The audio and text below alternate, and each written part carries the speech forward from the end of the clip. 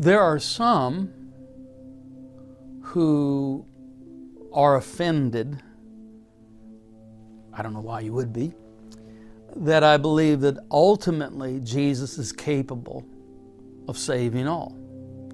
That the Father sent the Son into the world, not to condemn the world, but that the world through Him might be saved. Why do I believe the world will be saved? Because this is the task the Father has given to the Son. That's His vocation, to save the world.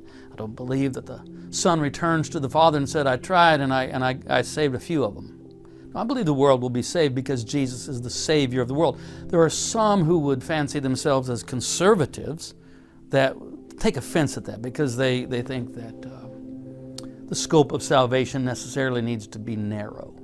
That somehow if we have a hope for universal reconciliation, that's somehow liberal progressive, which is nonsense actually.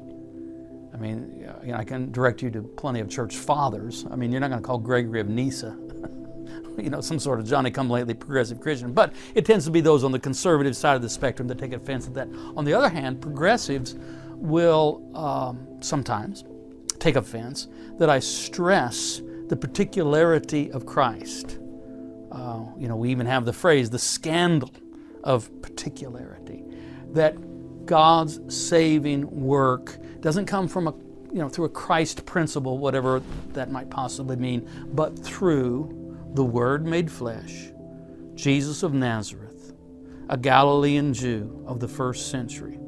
That God's saving work comes entirely through that interruption into history, that incarnation, that God chose Jewish people, and His Word is sent into the world through that, not only that tradition, but through that people. And so I don't speak of many Christ. So I am universal in my hope for the world to be saved. I'm particular in that all of this saving happens through the work of Jesus Christ.